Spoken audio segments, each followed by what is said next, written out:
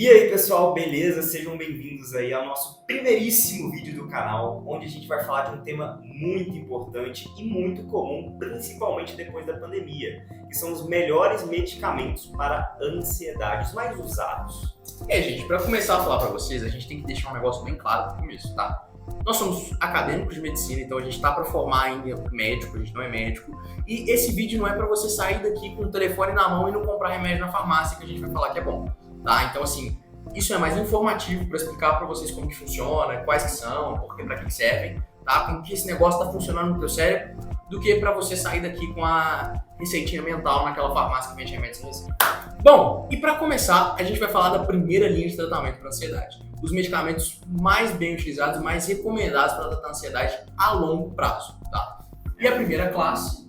Bom, a gente vai começar aí com os antidepressivos, principalmente duas classes, que são os inibidores seletivos da recaptação de serotonina, que aí a gente vai ter a sertralina, fluoxetina, escitalopram, e também os inibidores da recaptação de serotonina e noradrenalina, que é aí a venlafaxina, duloxetina, enfim, entre outros medicamentos. Bom, o que esses dois têm em comum e por que eles são primeira linha? Eles vão basicamente melhorar a comunicação do seu cérebro. Quando você está tendo ansiedade, a comunicação neural, química do seu cérebro, ela está prejudicada. O que a gente chama de neurotransmissores. Pensa aqui comigo no nome. Neuro, cérebro, transmissores, transmissão. É basicamente eles transmitem informação no seu cérebro. E quando você está tendo ansiedade, essas informações em determinadas áreas não estão sendo transmitidas da maneira correta. E aí que vai entrar esses medicamentos, tanto na ansiedade, na depressão e outras doenças que eles usam esses medicamentos. Bom, qual que é o problema deles? Claro que nem tudo são flores, né? Eles demoram cerca de 2 semanas, depende ali da pessoa, pode ser um pouco para menos, um pouco para mais, para começar a fazer efeito. E, além de demorar esse tempo para começar a fazer efeito, algumas vezes pode dar efeitos colaterais também, o que desanima a pessoa a continuar com aquele medicamento. Efeito colateral. Quais efeitos colaterais, Diogo? Bom, a gente vai ter aí constipação, diarreia, vai depender muito da pessoa, né? Efeitos gastrointestinais no geral, pode ter disfunção sexual em alguns casos, o que pode prejudicar muito algumas pessoas e pode até desestimular elas a tomar. A gente pode aí ter também frequência cardíaca aumentada, enfim, muitos efeitos colaterais. Se você for ler a bula, você fica neurado. Se for ler a bula, você não toma remédio nenhum, na verdade. Bom, e muitas vezes esses efeitos colaterais aí, eles podem prejudicar a vida. Nesse caso, é bom você fazer a consulta ali com o médico, ver se troca por alguma outra medicação, mas muitas vezes os efeitos colaterais eles são toleráveis. E se eles forem toleráveis, ótimo, porque aí você espera começar a fazer efeito e geralmente o efeito é muito bom, tanto que é a primeira linha aí de medicação. Isso é um grande aviso para você não só desistir de tomar o medicamento, porque você não está sentindo aquele melhora significativa na tua vida na primeira semana que você tomou. Então é difícil, parece loucura, né? Porque primeira semana, segunda semana não vai fazer efeito nenhum positivo, vai só dar problema. Talvez até piore os sintomas, por exemplo. Tem muita gente que fala que fica mais triste, fica com diarreia e tal, fica muito desagradável. Só que assim, a longo prazo ele talvez funcione melhor, então tem que dar essa chance para eles de realmente funcionar. Bom, e agora para falar da segunda classe mais comum, talvez a mais famosa, que muita gente tem conhecimento, já utilizou, ficou sabendo de gente que usa, os benzodiazepínicos, tá? A gente gosta de chamar eles muitas das vezes de bombeiros da ansiedade. Por quê? Porque diferente do que o Diogo estava falando sobre os antidepressivos, os benzos, eles são utilizados mais para apagar o incêndio daquele momento de crise muito grande, aquele momento de SOS que você precisa urgente de medicamento, porque você está com aquela ansiedade muito forte, o coração está palpitando, você está suando, você não está bem de jeito nenhum, talvez até vá para o hospital por conta disso. E o benzo serve mais para isso, para aquele momento ali que está muito pesado, sabe? Então assim, dos benzodiazepínicos, o que a gente pode falar? A gente tem os mais comuns, né? Clonazepam, diazepam, alprazolam, os nomes comerciais, né, que muita gente conhece, o Rivotril, né, o Frontal também, Valium, mas assim, basicamente essas medicações, elas são como se fosse um freio no seu cérebro, tá? Elas funcionam com uma questão de neurotransmissor um pouco diferente da serotonina, né, que o Diogo estava falando, funciona receptor GABA, no geral, e eles vão frear o teu cérebro, para aquele momento que não está nada bem, ele ajuda demais. E também, outra indicação muito comum deles é o fato de que, como o Diogo falou, os ISRS e SRNS, eles demoram umas 2 semanas, até mais, a gente fala até de 6 semanas que demoram para fazer efeito. Então, para esse começo de tratamento, muitos dos médicos eles preferem associar nesse começo, tá? Nos primeiros 14 dias, 15 dias, um mês até no máximo, com o começo de benzodiazepina. Então você faz 14 dias de Rivotril para depois continuar utilizando os ISRS junto. Tá? Então ele funciona muito para isso também, para você não ter aquela falta de resolução do seu problema naqueles primeiros 15 dias que você está começando o tratamento com os ISRS, são a linha de tratamento contínuo. Só que, como o Diogo falou, nem tudo são flores, a vida não é um morango, né? Nem tudo é mágico. Os benzodiazepinas têm um problemaço. Não, né? Vários. Porque dos problemas deles, dos riscos deles, a gente fala de uma coisa que é muito importante de entender, que é a tolerância. Por quê? Porque o benzodiazepínico, diferentemente um pouco muito dos ISRS, eles têm uma questão de que você vai tomando ele a longo prazo, né, porque muita gente abusa dessas medicações, é muito comum, e ele não vai fazer aquele efeito que ele fazia antes. Então, se você usa constante, está sempre achando que precisa tratar só crise, fica tomando só benzo, Rivotril, seu cérebro ele satura. Então chega um ponto que aquela dose que você tomava antes não funciona mais para nada, ou então você está tomando ele contínuo, e aí você tem que ficar aumentando a dose, e aí você tem que ficar aumentando, e aí isso gera dependência pra caramba, porque você fica precisando daquele medicamento para viver, para dormir. Muita gente precisa desse remédio para dormir. E o outro problema dele que a gente fala muito é do desmame, que é quando você vai parar de tomar, é muito complicado, porque por conta disso, ele é uma medicação que é complicado de manejar. O seu cérebro ele fica ali viciado naquele remédio mesmo, porque vamos supor, o cérebro ele freava sozinho, digamos assim, ele tinha o seu próprio mecanismo de freio, né, para conter aquela ansiedade. Tudo bem que ele não estava funcionando muito bem, tanto que você teve que começar com o Rivotril, mas a partir do momento que você começa a tomar o Rivotril e não para por um longo período, o cérebro ele desaprende a criar aquele freio por conta própria. E já que ele desaprende, você sente muita abstinência se você para com o Rivotril, porque ele não tem mais aquele freio. Tanto que muita gente, igual o Antônio falou, usa para dormir, justamente para dar uma baita freada e dormir. Agora, se você para de tomar, como o seu cérebro desacostumou a produzir aquele freio, que é o GABA que ele falou, aí você vai sentir abstinência, e a abstinência é horrível. Ninguém aguenta ficar com abstinência, e por isso que é muito importante para você parar com o Rivotril, ter um acompanhamento bem de perto com o médico, com o psicólogo, com tudo que você puder ter de auxílio ali, porque realmente é muito difícil. Todas as medicações que a gente falou aqui, gente, não é sair daqui comprando remédio na farmácia, sabe? Então, assim, o acompanhamento é importante. Parece que é besteira. O médico vai chegar lá e vai falar que eu preciso tomar isso. Mas ele tá sabendo o que tá acontecendo com o teu cérebro. Ele sabe qual é a melhor medicação para você naquele momento que você tá passando. Então, isso é muito, muito importante, tá? Esses medicamentos, os antidepressivos, eles são um medicamento que a gente chama de medicamentos controlados, ou seja, eles para ser controlado com um acompanhamento médico.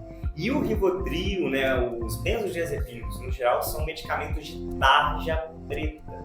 Tarja preta nada mais é do que medicamentos com algum perigo, né? Perigo de dependência, perigo de abuso, enfim. São medicamentos muito fortes que podem causar grandes prejuízos se não usados de maneira correta. E a gente não é bobo, a gente sabe que boa parte das pessoas consegue comprar essa receita. Então, assim, a questão não é que se você consegue ou não comprar, é de saber se você está usando certo ou não e saber o que isso pode causar na sua vida. Porque não é só usar, depois como é que você vai parar, o que você vai fazer, como é que você vai dormir depois se você está tomando isso aí como se fosse uma melatonina, um chazinho de camomila. Não dá. E para falar para vocês também das outras classes que são utilizadas, né, porque essas 3 que a gente falou são as mais comuns. Só que, assim, tem outras que dá para utilizar em situações específicas, com uma indicação mais pontual, vou falar assim, né?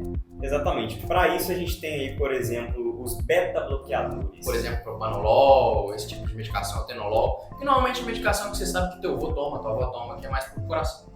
Para quem tem problema de coração. Então por que eu vou tomar na ansiedade? Bom, um dos sintomas aí principais da ansiedade é o aumento da frequência cardíaca. Tá batendo muito rápido o coração. E se isso perde o controle, né? Se isso sai do controle, se o batimento tá muito rápido, esse remédio é muito bem-vindo, até para controlar os sintomas físicos. Ele não trata em específico a ansiedade. Ele vem um pouco, meio que quase na lógica ali do Rivotril. Ele é mais para apagar aquele incêndio, mas principalmente o incêndio do coração, né, que é um dos principais sintomas aí da ansiedade. Mas são para indicações aí bem específicas.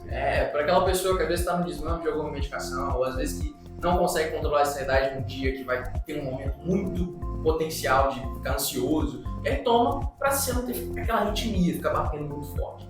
A outra classe, eu diria assim, é da bupropiona, né? Que a bupropiona entra como uma classe atípica, né? Que é um medicamento muito atípico.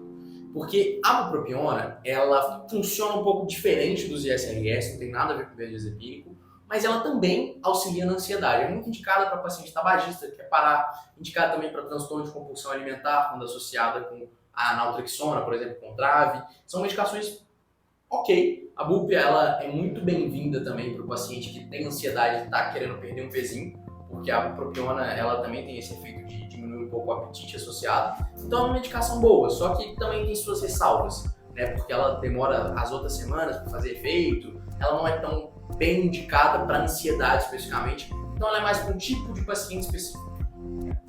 Bom, a gente aí vai ter também, para finalizar, 2 medicamentos que caíram em desuso, né? 2 medicamentos não, né? 2 classes que caíram em desuso. Uma delas ainda é usada em alguns casos específicos também, que é os antidepressivos tricíclicos e os IMAUs, né? Vamos falar principalmente aí dos antidepressivos tricíclicos que ainda são utilizados com uma frequência maior, que é a amitriptilina, noritriptilina, que você provavelmente conhece alguém que usa. Ela é usada, ele é um medicamento, digamos que assim, mais forte do que os antidepressivos que eu falei anteriormente, só que também tem mais efeitos colaterais e esse é um dos motivos principais por ela ter caído em desuso para algumas pessoas. Mas em alguns casos, onde os outros medicamentos não fizeram o efeito desejado, você pode sim ser uma pessoa candidata para tomar esses antidepressivos tricíclicos. Ele também é usado em alguns casos específicos que não tem muito a ver com ansiedade, por exemplo, em algumas dores crônicas. Tá? Mas isso aqui não vem ao caso agora. Dá muito ganho de peso, é muito comum com essa medicação. Então, assim, sonolência, boca seca, ela dá muito efeito colateral. Mas para paciente que tem fibromialgia, que é dor específica, etc., é muito bem recomendado e utilizado nesses casos, mas não tanto para ansiedade hoje em dia. E os IMAUs que eu falei aqui, eles são pouquíssimos mesmo usados, porque eles foram os primeiros antidepressivos a serem criados e também, ao mesmo tempo, os com mais efeito colateral, porque teve menos experimentos, menos estudos, né, numa época que não tinha muito medicamento sobre isso, tanto que foi o primeiro. Né?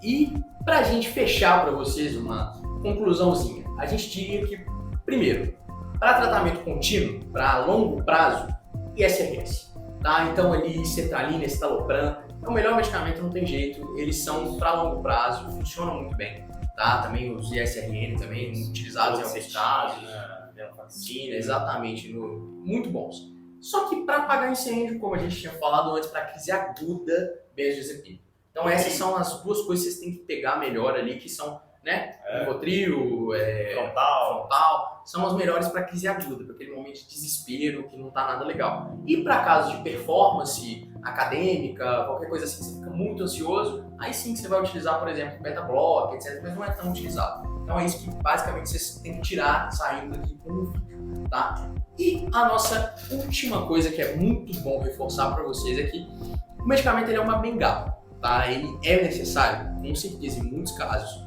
só que assim, não adianta usar sozinho, não adianta tratar sozinho, achar que você vai conseguir fazer isso como se você fosse psiquiatra, nutricionista, tudo como se fosse só você.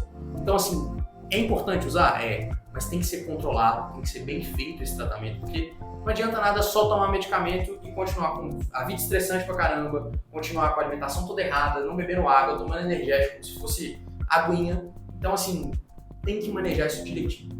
Exatamente, não é só o medicamento que vai ajudar a sua ansiedade. É muito importante você fazer uma terapia, que inclusive a gente vai falar em outros vídeos, mas terapia é muito importante. A TCC principalmente, né? Terapia cognitiva comportamental, porque ela geralmente é o que vai realmente curar você, digamos assim, é o que mais tem chance de curar. O remédio é igual o Antônio falou, é uma bengala, mas não é definitivo, entendeu? Então a terapia, ela geralmente está junto ali com a medicação. E não só isso, mas mudança no estilo de vida. Que tanto o médico quanto o terapeuta vai te ajudar nisso, que é você começar a praticar atividade física, às vezes melhorar algumas interações sociais que estão te atrapalhando, melhorar o relacionamento com familiares e assim vai. por diante, melhorar a alimentação, melhorar a hidratação, Consumo de cafeína. consumo de cafeína, estimulantes, né? E é isso, né? Mudar o que está no seu dia a dia, o que provavelmente está te causando ansiedade. A terapia, tudo que a gente falou é para tentar te ajudar a modular, melhorar esses pensamentos que estão ruminando na tua cabeça o tempo inteiro do que vai acontecer, de ficar, é o que a gente falou antes, tem que diferenciar o que seria um negócio de uma ansiedade comum de um transtorno mesmo. Por isso que é necessário a ajuda do psicólogo, do psiquiatra, é tudo um conjunto para você melhorar. E se você sofre com crise de ansiedade, crise de pânico, ansiedade no geral, a gente fez um guia para vocês que vai estar aqui na descrição, desde o que é ansiedade, como, digamos assim, lidar com ela, falando também dos medicamentos, falamos também das terapias, um guia bem completo para vocês aí na descrição no nosso site. A gente colocou bem bonitinho, desde técnica para lidar com ansiedade, tudo mastigado, bonitinho para você saber como tratar na hora da crise, como tratar no dia a dia, o que é, como que funciona, tudo. Tá tudo aí no nosso link da bio, tá? E também, para você que gostou do vídeo, tá interessado, a gente vai fazer muita coisa diferente sobre saúde no geral, não só mental, mas física também, emagrecimento, medicação, tudo. A gente tem o nosso Instagram e o nosso TikTok, mesmo @selfcare.med. Segue a gente lá, dá uma curtida no vídeo para apoiar também.